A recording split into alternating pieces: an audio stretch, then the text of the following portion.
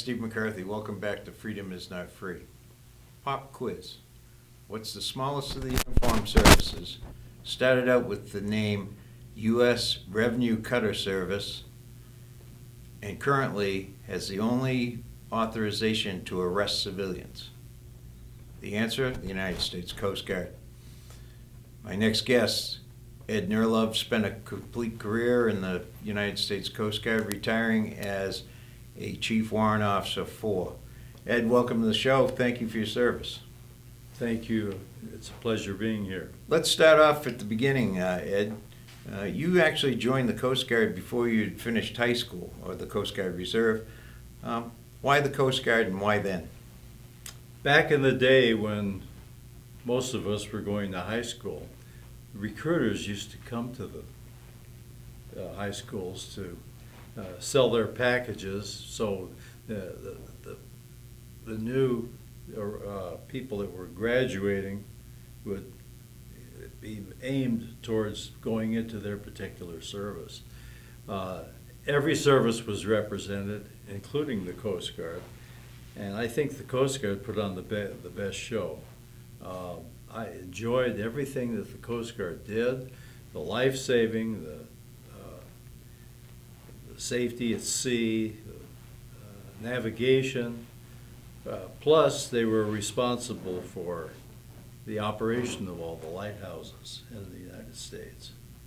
Now, after enlisting in the Coast Guard, like any other service, you went off to basic training. What was basic training in the Coast Guard like? Well, my basic training was in Alameda, California. We had a full 3 months of boot camp, and it was tough. We had to adhere to a lot of things like the Marines did. We were supposedly second only to the Marines in our basic training, but it was the usual marching and the firing of weapons and learning different skills that you had to know as far as military requirements were concerned. And the program that I joined was called the 6x8 program. We had 6 months active duty, 7.5 years reserve, and 2 years standby. So it was an 8-year retirement. Oh, 5.5 years, I'm sorry, and 6 months active, 2 years standby. That was the program that I initially joined, and when my 8 years was up, I enjoyed it so much I kept re-enlisting. And the first thing I knew, I had 30 years in. Now, after you finish your initial 6 months active duty, you then have a commitment to drill each month. Yes, that's correct. Our drills at the time were 3 hours a week. We used to drill on Tuesday nights.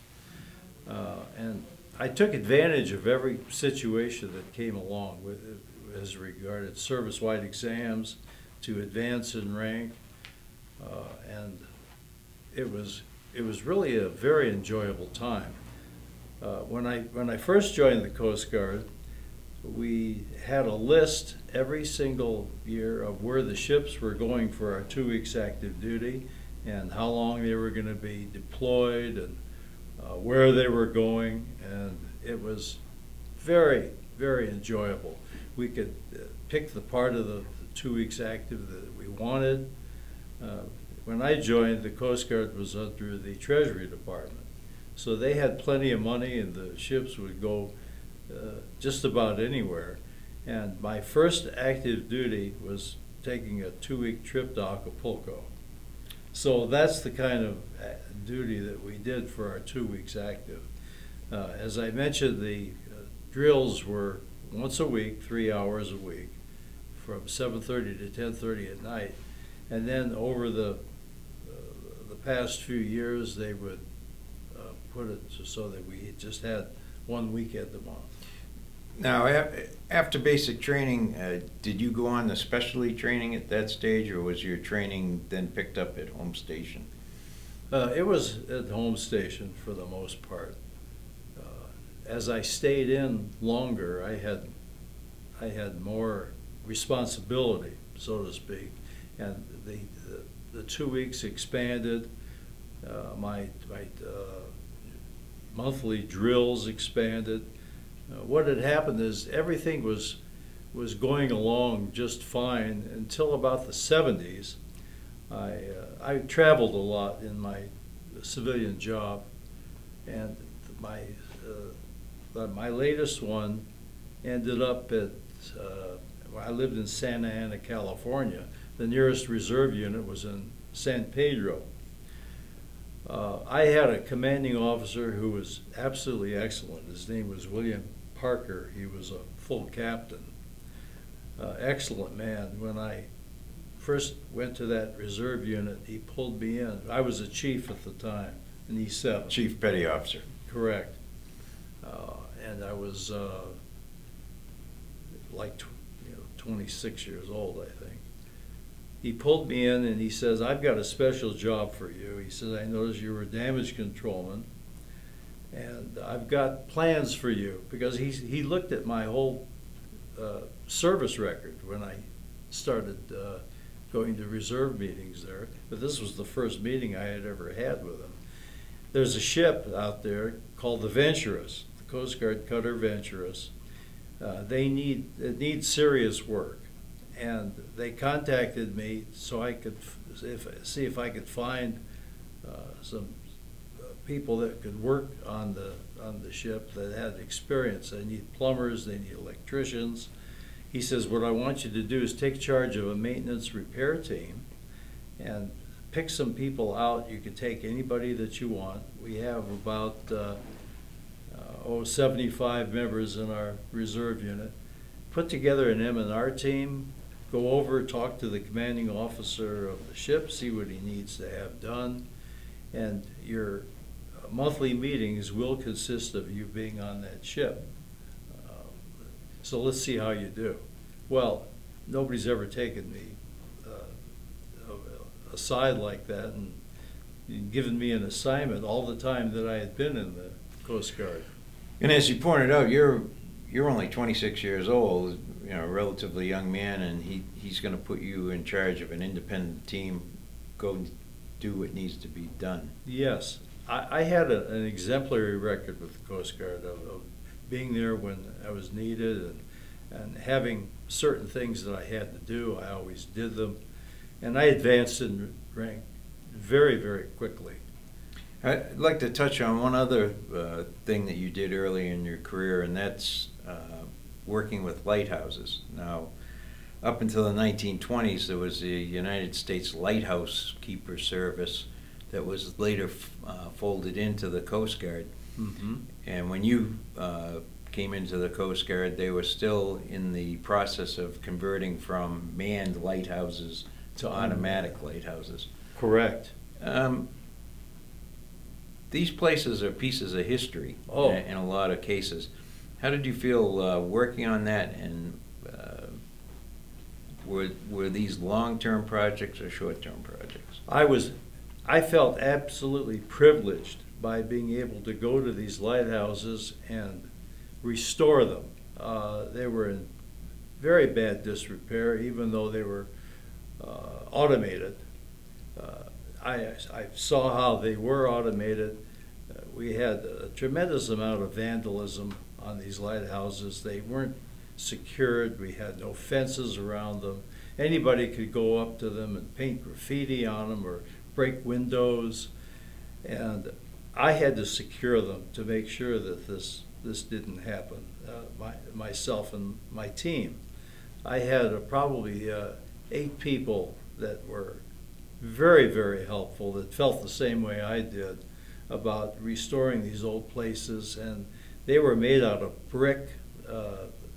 They were in such remote locations. I couldn't fathom how they built these in the 1880s with the crude equipment that they had.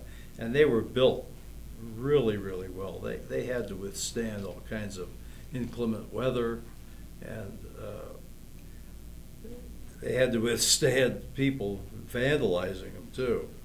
But they didn't know that at the time they were built. So once a month, that's all it would take, because we'd pick a different lighthouse along the coast, And we'd go out there and we'd spend the whole weekend bringing them up to date, so to speak. We repaired holes, we fixed the glass panes, we did structural work on them, paint, and then we erected a fence around them so that they were secure. And that's what it took. And once again, it gave you another opportunity to expand your knowledge of construction requirements, to kind of fill in your background. The opportunity came along later on to go from the reserves in the Coast Guard to active duty. Was that a tough decision to make? Well, that's not the only opportunity I had. I was enlisted for probably 12 years at the time, and the opportunity came along. Well, there was more connected to it than that. My commanding officer, who was Captain Parker, I mentioned to you earlier that he said he had other plans, and after working on the Coast Guard cutter Venturous for years and making that a prime ship and putting it in top condition, and then the lighthouse thing came along, he said that he was grooming me to be a chief warrant officer. And I said, you know, I'm really happy as a chief. I'd been a chief for 10 years, and I thought it had all the necessary bells and whistles to get along. Now, if you would, let me interject. Explain to our audience the difference between a warrant officer and a commissioned officer. Well, actually, in some of the services, I think the Air Force is the only one that doesn't have warrant officers, but a warrant officer is a commissioned officer. It is a full commissioned officer, just like the commissioned officers are, but it's more technical.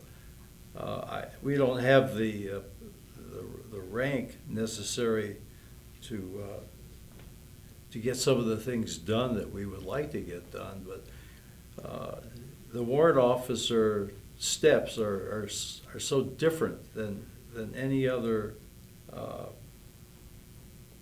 commissioned officer. You go from a W-1 to W-2, and that takes a lot of years. It takes 4 years to go from 1 to 2. It takes 4 years to go from 2 to 3, and then you have to go from 3 to 4. But the whole process is about 15 years. It takes 7 years alone to go from temporary W-4 to permanent W-4, and it's all technical. It also requires you to be successful all those years too. You don't just put in the time.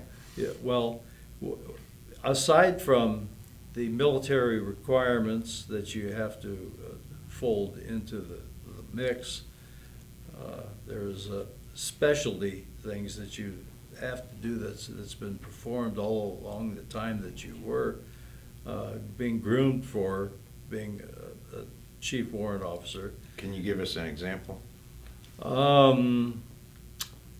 Yes. You must be approved by 3 commissioned officers before you can even take the test. And the test it was the hardest test that I ever took in my life. The test was an 8-hour test, and there were 8 sections to it. Each one was an hour long, and you couldn't even take a break. It was straight through, and they check you out from when you were born, your neighbors, when you were small, all the way to the jobs that you've had, and it was a tough road to hoe. You had to take physicals before you could go from different parts of the warrant officer, but then once you made it, it was a feeling like no other. Now, as I mentioned, Ed, the Coast Guard's the smallest of the services. Do you have any idea how many warrant officers were on active duty in the Coast Guard? I sure don't, but it wasn't many. the warrant officer is still a very strong entity in the services, the ones that still have the warrant officers. And the specialty is, there were specialties. For example, there's different specialties in all the services. And what the warrant does, it takes in maybe 3 and 4 of those specialties and combines it so that the warrant officer manages to do all 3 of them. So it's fair to say you're a technical expert in a specific field or fields. Yes, that's correct. Now, you said that this captain, commanding officer, had plans for you. You were, it sounds like, very happy as a chief petty officer. What convinced you to take the leap to become a warrant officer, or at least screen to become a warrant officer? Well, he told me what it would take for me to do it, and it was a real challenge to do it. And it was a step that I had not totally unfamiliar with. And I think that the different things that the warrant officer did and the control that the warrant officer had, it was something new to me. And being a chief was really enjoyable. I enjoyed it very much. But being a warrant was a big step for me. And the different plateaus that I had to even go through to become eligible for it really intrigued me. I had to spend time on a ship, shore station, for many years, and they kind of groomed you for the different things that you'd be happy with, what you'd be doing as a warrant officer. So really it was, in your mind, the challenge and the opportunity. Very much so. And he was so nice to me. I didn't want to let him down. That was another thing.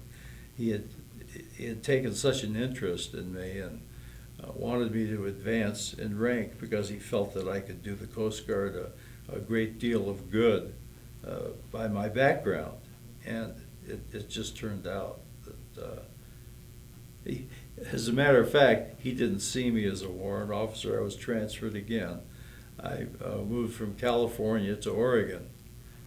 And it's kind of funny. I attended my first drill up in Oregon, and everybody met me as a chief. I was like one of about 3 chiefs in the whole unit.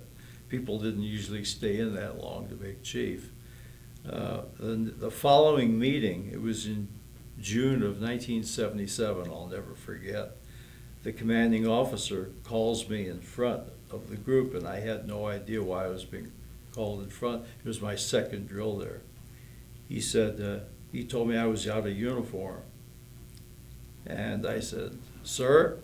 He says, "Yes, you're chief warrant officer now, and I want you to be in the correct uniform." My test had come through. It had taken almost a year for the results. That's the way they work. They work very slow. So I checked in as a chief warrant or as a chief petty officer, and the following drill, he let me know that I passed the test and I'm ready to put the uniform on as a chief warrant officer. And you quickly went from being called chief to being called sir. Yeah, exactly, exactly. And they give you an indicator number showing your specialty, and you get a Now, what was your specialty?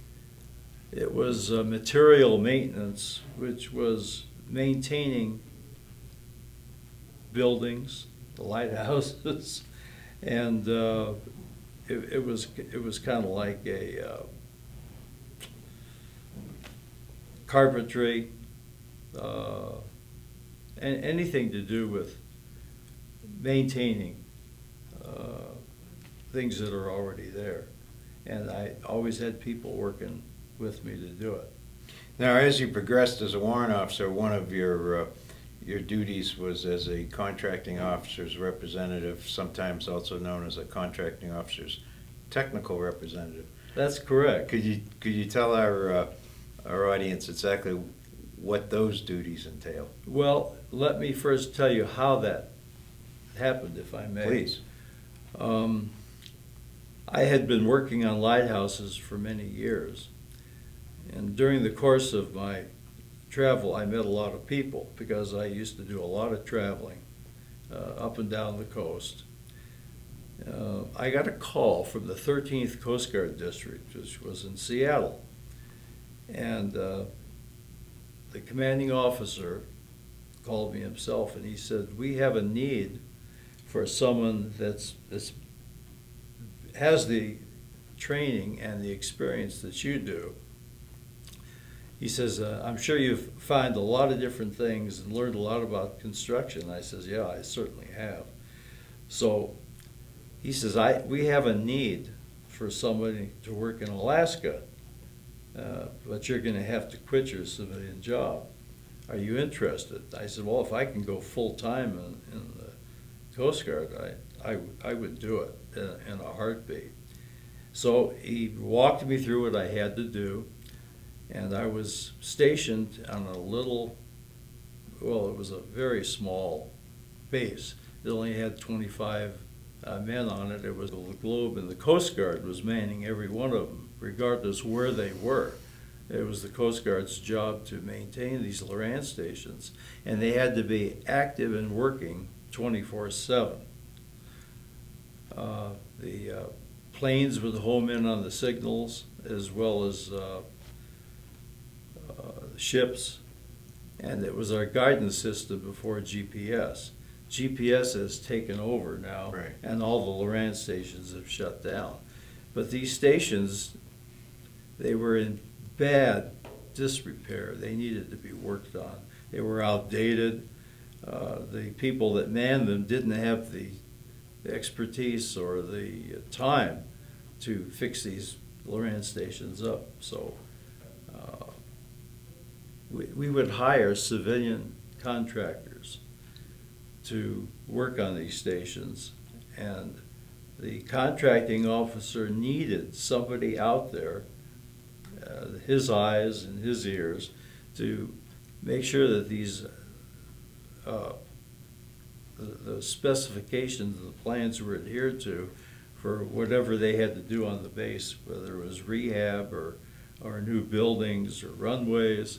And it was my job to be there as an inspector, and that's what he explained to me. In very simplistic terms, the contractor agrees to do work. Your job as the rep is that they are fulfilling the requirements, the scope of work of that contract, and if they're not, to explain to them why they're not and get it corrected. Well, I wasn't in charge of anything, but I could stop the work if I wanted to. Excuse me. And I was in charge of I'm getting flustered again. I'm sorry. Not a problem. This medication is I'm trying to overcome it. You're doing great. No, I don't think I am. No, you are.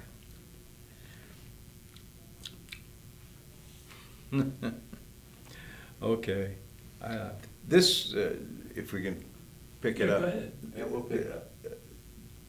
It sounds like this job required a lot of travel to a lot of different locations. As I mentioned, the Lorance stations were all over the globe. It was the Coast Guard's duty to maintain these stations, just like it was the Coast Guard's duty to maintain the lighthouses as being kept operational. The lighthouses are absolutely imperative in navigation. Now, as you went along with your duties, is there a particular station or contract that stuck out in your mind as, boy, this one was a real bear or a real challenge? Yes, absolutely. As I mentioned, my first assignment was in Port Clarence. Port Clarence is right on the Arctic Sea, and they had a double wide trailer for me to live in. I was up there for a year, and the work varied so much because this base was in such bad repair. The contractor really had it together. They worked in the bush before, so to speak, and we had visitations from Eskimos on dog sleds, and it was such a new experience for me because they would bring us supplies. A plane would come in once a month from Anchorage to bring food and other supplies in, and the contractors themselves had to get ferries to bring in their supplies, like trucks and backhoes and other kinds of heavy equipment to perform the work that was necessary for them to do. Now, this must have been a very short season to get some kinds of work done because of the weather, wasn't it? It was a very short season. They could only work outside 2 months out of the year, which was June and July. I applaud your dedication that you spent a year on the Arctic Circle and that you did not leave the Coast Guard shortly thereafter. Well, it was an assignment that I took very seriously. It was my first assignment as a chief warrant officer, and I did get an award. I got what they called a Commandant's Letter of Commendation, a new ribbon to go on the rest of them. And I was very proud of that. And I went back to a civilian job after I was done with this assignment. And I got another call. They asked me if I'm still interested in going on active duty for a year. And I said, absolutely. And he says, well, this is a reward for having been in Alaska for a year. How would you like to go to Italy? Okay. So I couldn't believe it. I mean, I was going to Italy for a year. What could be better than that? So I asked him where in Italy I was going. And he says, well, why don't you come on in and we'll talk about it. Okay, so it turns out you're familiar with where Sicily is, are you not? Sure. It's right at the end end of of the the boot. boot. Well, I was about 200 miles south of that on a little island called Lampedusa. And it was the last island before you got to North Africa. It was so far south that there's a country in North Africa called Tunisia. Right. And right at the top of North Africa is the capital of Tunisia, which is Tunis. And I was south of that. I was actually 65 miles south of Libya. So once again, you're in a pretty isolated area. It was a small island. We had 25 men on the base. I wasn't a part of the complement on the base. I was working out of Activities Europe, which was in London. I didn't even know that the Coast Guard was represented out of the country until then. But I had to go to London. I spent a couple of weeks there to be acclimated as to what it was required of my job. I flew from there to Sicily, and I flew from there to Lampedusa, and I was there for a whole year. The contractors didn't speak a word of English, but I had an interpreter that they gave me that I couldn't have done without. Yeah. They knew Americans don't speak Italian, so that's why they did that. And it was part of the contract. And the Italian contractors worked very differently than the American contractors. And it was a challenge just having them do certain things the way that I was used to having them done. And we sometimes went head to head on the way things should be done, but I prevailed. Italians sometimes operate on Italian time versus contract time. Very much so. They would take hour-long breaks and go on celebrations, and you'd find half of them in town drunk sometimes. And there was a little town on Lampedusa, and the civilians lived there. There was probably 3,000 people that actually lived in Lampedusa, the Italians. And these contractors, they hadn't been to Lampedusa before, just like I hadn't. So they would go exploring, and I had to go find them to do the work. We had a contractor's representative that was there sometimes, and I was real careful not to overextend my authority, because I had no authority over these people, but the things that I had to do to get the job done was something that I was never used to before. But we got the job done, we were on target, and everything was completed on time. There was many things to do on this base. New fire alarm systems, roads, airport repair.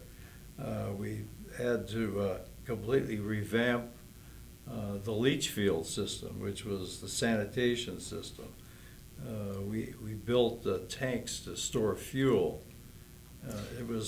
It sounds like you had to almost start all over again. Almost, but the things were in such disrepair, and I was by myself as far as having any help. The contractors, or the ones that were doing the work, it was rounding them up and having them do it that was the tough part. Now, over a long and very distinguished Coast Guard career, what would you say you're most proud of? When I was in Italy, interpreting the different things that the Italian workers would do. They were great people to work with.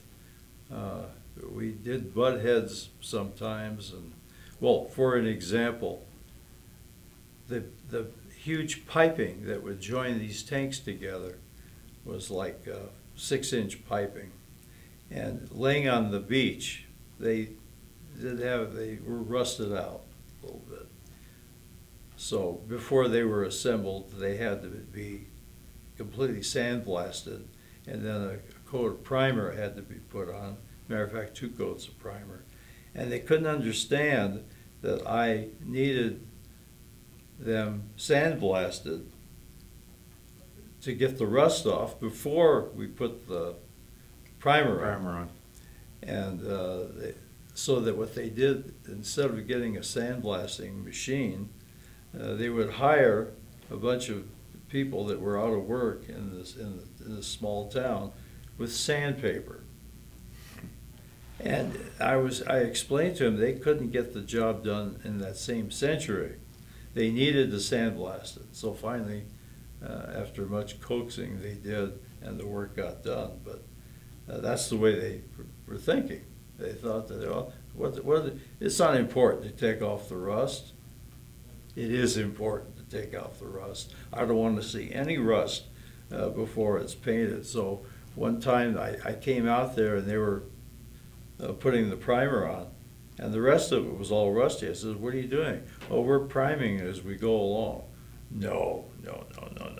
So, as I said, they did things a lot differently than we did, and that's probably because that's what they were trained to do. But I was trained to do it the right way, and I was there to make sure that it was done right. That was my job. Now, conversely, over the length of your career, what's the one thing that you liked the least about the Coast Guard? There was nothing that I disliked about the Coast Guard. I met some of the greatest people in the world, fellow officers. Sometimes the enlisted would slack off a little bit, and they had to be reprimanded for it. But that's the same in any service. The Coast Guard did so much. They were responsible for so much. And they had to operate on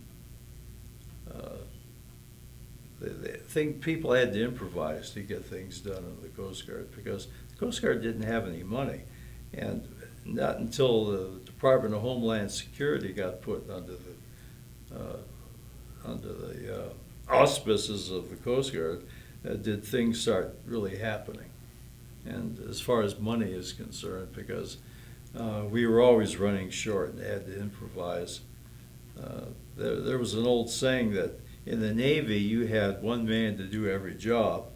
In the Coast Guard you had one man to do every 3 jobs, and that's about the way it was all through my whole career. But there was nothing that I disliked about the Coast Guard at all, ever, and all the time that I was in. And true to the Coast Guard motto, which is Semper Paratus, always prepared. Always ready. Mhm. You've got the mission done regardless. The mission was mine to do, and I took that very seriously. Final question. If I mention the word patriotism, Ed, what does that mean to you? It means respecting the flag of the country, of our country, and not cheating, not cutting corners, but doing things the right way and being ready for whatever comes your way, and backing up your fellow coasties and officers, and always doing what you're told. If you were told to do something, you did it. Well, it certainly comes through that you have great pride in your service and great pride in the Coast Guard. Very much. And we appreciate you coming in and not only talking about your career, but explaining the importance of the Coast Guard, that they do a lot of missions, a lot of things that we take for granted. Ed, thank you for your service. Thanks again for coming in. My pleasure. For SCATV, I'm Steve McCarthy.